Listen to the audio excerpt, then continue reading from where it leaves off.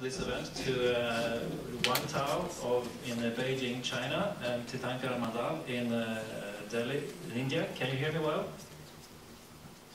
Yeah, yeah. Great. So we're very happy to have you here. Short. It will get louder. It will be louder.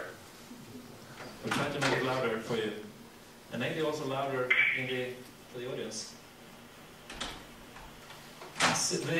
We have Tao and Tirthankar will have an interesting presentation of 5 new climate solvers here in Sweden, and we would like to introduce you to our friends and colleagues and all the interested stakeholders interested in climate innovation in Sweden, and we would like to introduce Sweden to you.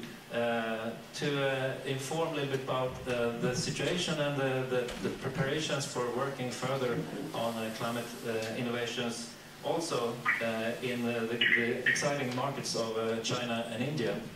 So, Tao, if I may start asking you, could you please present yourself short?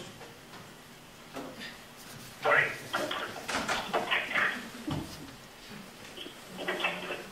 There's a lot of noise. I can't hear you.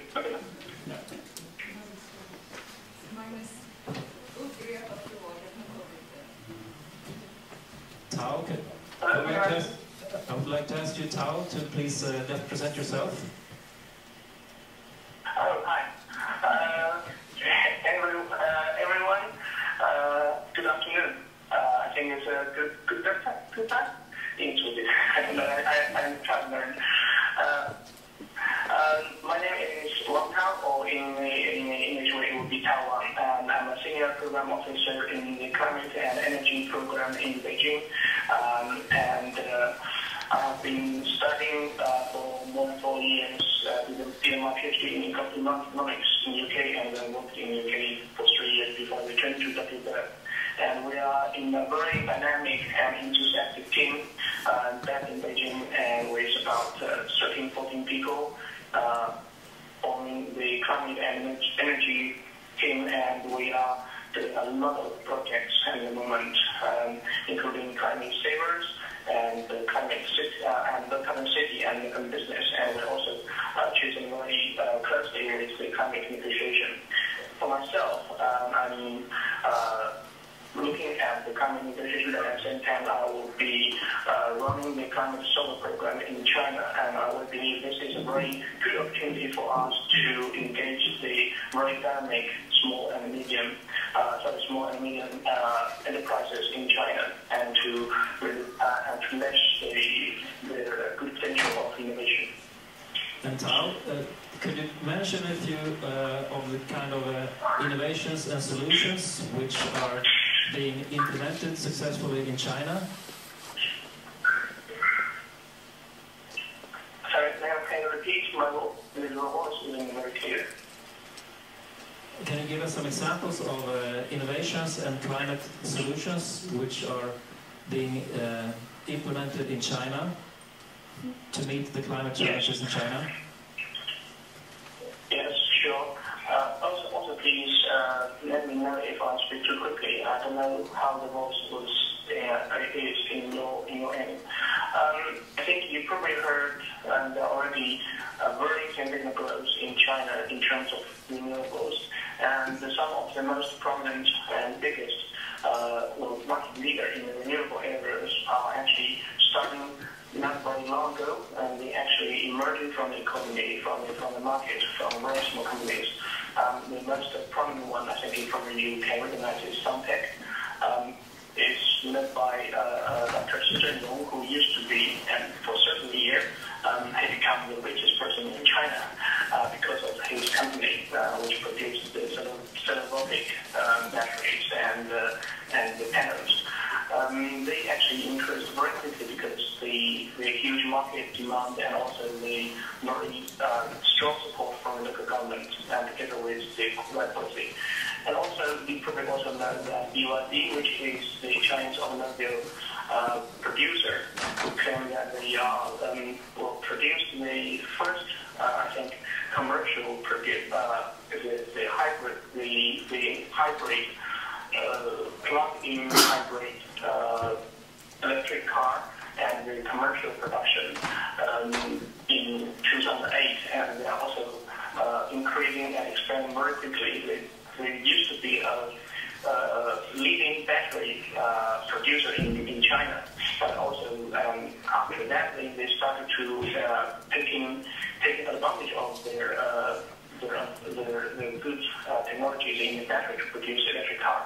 So there are quite a few cases in China already showing that there's a good potential for small business to emerge from the almost very small firms to the market leader in China as well as in the global market. And there's a huge potential to tap that. And what would you say are the largest, biggest opportunities for climate entrepreneurs in China, and what are the challenges for entrepreneurs? Yes, we did some breaking research, and some of the initial findings we found out that the challenges for the entrepreneurs in China, including, for example, sometimes they still find it difficult to get the right incentive from the government, which means sometimes they produce some products, but the government doesn't really provide enough support. In some areas, like the wind and solar, the government is starting to support them more and more, but also there are some areas that like less focused or less supported by the government, then the entrepreneurs are slightly difficult to find the right financial support from the government to help them to emerge. And this is the first one. And also the second one we mentioned is there's a lack of research platform that could provide some general innovation or technologies that could make them to share the technology innovation. So sometimes they find themselves have to repeat the innovation that some other companies already did, and this is a waste of time and the lack of communication sometimes, or they have to spend much higher money and also time to do that. A third one I think we mentioned is the lack of the creative people, creative intelligence. You probably know that China is producing probably the largest population of engineers or researchers every year from the large number of universities. But this is, and sometimes many of them are very good potential graduates, and they have very high morale of doing work and doing research and producing the very innovative product. But sometimes I think they still need some become more original in nature. They need some courage to be encouraged by other markets or other people's example to really make sure that they can become the next wave of climate entrepreneurs. I think this is something that we can increase, we can improve in China in the future. We have a very good base of intelligence and development, but what we lack is really creative people that can make the idea that really sparking. I think these are a few challenges we think they already made. I think another one they mentioned is probably sometimes there's a lack of the sector standards or monitoring systems. So sometimes the case would be in some of the innovation sectors, and the firms started competing by price very quickly because there's a lack of the minimum standards for this product. And that actually destroys the market or destroys the demand because people start losing the trust to this new product. Thank you, Tao. We look forward to working together with you on these issues. And we're going to switch over shortly to India as well, and to Tirthankar Mandal. And Tirthankar, I guess you heard a bit what Tao has presented. Maybe I could just ask you to mention a few of the opportunities that you see for climate innovations in India, and also maybe the challenges for them, for the entrepreneurs. Yeah, should I start with the opportunities? Sure. Hello. Yeah.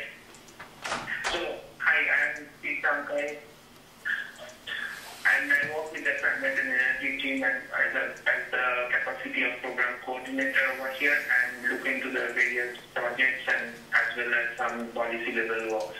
Projects includes one of the main projects which we are working on is to create a renewable energy system-based transportation in the remote island areas. So we have our ecosystem-based coastal ecosystem which we are currently focusing on two states of India. One is on the Sundarbans, which is situated on the eastern coast of India, and then the other one is at the southernmost part of India in the Lakshadweep Island. So, and over there we are trying to transform all the two-stroke boats into renewable energy solar powered boats. So this is a huge project that we are currently undertaken, and this I think is going to be a major focus in current areas to come, because the transport policy of India as a country as a whole is actually waiting to get shifted towards its low carbon mode. There is still a huge demand for clean transport alternatives in India. So that's one area which we are trying, and the rural area is definitely one of the key areas of concern for the government in terms of development and low carbon in the context of low carbon. So that's a major focus area for us currently. And then we are also working on the policies and the way it is in terms of state level as well as on the national policy level. So that's broadly my profile is. In terms of opportunities which we see over here is what India actually currently needs is a source of access to energy at a cost-effective mode, right? It may be decentralized, it may be grid-connected, whatever way, but it has to be cost-effective, because 460 million people in India are still without access to usable energy.